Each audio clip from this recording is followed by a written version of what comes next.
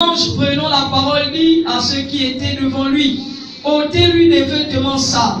Puis il dit à Josué, vois, je t'enlève ton iniquité et je te révèle des habits de fête. Amen. Amen. Pendant que je parle de la part du Seigneur, que le musicien joue et plane des notes. Amen. J'aime écouter les choses de l'esprit. Amen. La Bible nous parle d'un homme appelé Josué, un sacrificateur. Mais la Bible nous présente que Josué se tenait devant l'ange de l'Éternel. Il se tenait aussi devant Satan. Et Satan était en train d'accuser Josué à cause de la couleur de ses vêtements, à cause de l'iniquité des vêtements de Josué. Et pourtant Josué, sacrificateur du Dieu Tout-Puissant, servant le Seigneur dans la maison de Dieu, mais avec des vêtements tachés. Ce soir, bien-aimés, ne pense pas simplement que ce séminaire consiste à gagner des âmes dehors pour entrer à la bergerie, mais aussi pour venir changer la couleur de tes vêtements. Alors donnez bien amen. Amen. Bien-aimés, les vêtements de façon naturelle. Selon la définition du monde, les vêtements, c'est l'article, l'habit qui nous sert de couvrir notre corps. Le vêtement joue aussi une barrière de protection entre le froid, la chaleur et les intempéries. Le vêtement, au-delà de cela, couvre aussi la nudité de l'homme, cache nos parents, nous distingue. Lorsqu'on voit un soldat en route, on sait qu'il est policier ou il est gendarme à cause de ses vêtements. Le vêtement nous distingue. Le vêtement, au-delà de cela, est aussi un trait de caractère. C'est un prolongement de ta vie. À partir de tes vêtements, on peut travailler sur le plan spirituel pour t'atteindre. Alléluia. Amen. Donc ne regardons pas simplement le vêtement comme l'habit que je porte ce soir, mais vois-le de manière physique, mais aussi de façon spirituelle. Alléluia. Amen. Que dit la Bible sur nos vêtements spirituels? Lisons Genèse 2, à partir du verset 25.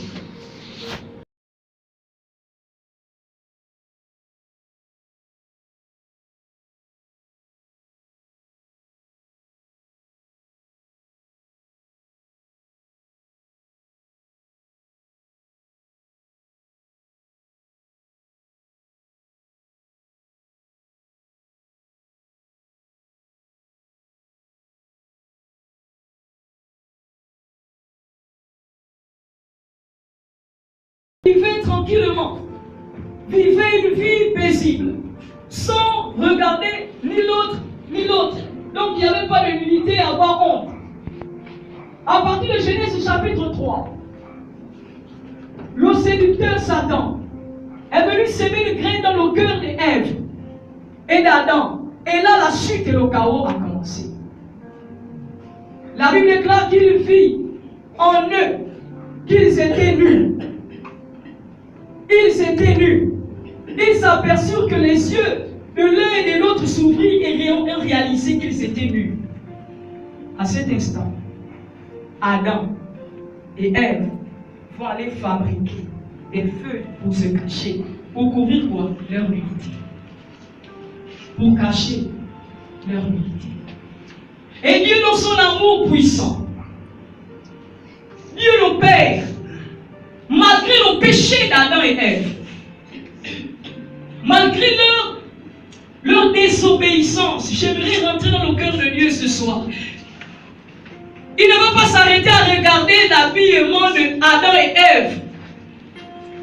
Il va aller au-delà de l'habillement. Il va aller prendre une bête. Il va égorger cette bête. Et il va confectionner des habits à Adam et Ève. Je suis venu te dire que le meilleur styliste et modéliste est Dieu lui-même. Le premier des stylistes et modélistes, le meilleur tailleur s'appelle Dieu.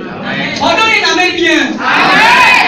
Amen. Amen. Celui qui a vu que Adam et Ève étaient nus.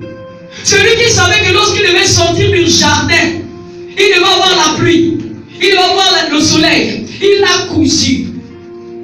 Bien-aimé, au-delà de ce que tu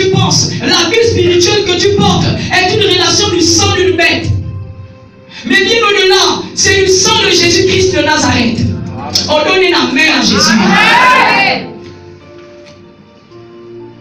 C'était des préfigurations des choses à venir. Jésus devait mourir à la croix pour que ce soir tu t'habilles. Oh, Jésus est mort pour que tu t'habilles ce soir. Malgré la désobéissance du cœur d'Adam et Ève, Dieu va prendre soin d'écorcher, de faire couler le sang d'une bête. Il va couper, enlever la peau. Et il va habiller Adam. Il va habiller Ève. Ce soir, quel type de vêtements spirituels tu portes? Quel type de vêtements portes-tu? Est-ce un vêtement comme le sacrificateur, sale, ou un vêtement de gloire? Le vêtement a une certaine connotation. Le premier à s'être exprimé, c'est Dieu. Dans son amour infini, il a fallu que Christ meure pour que tes péchés soient effacés. C'est le prix de ton manteau.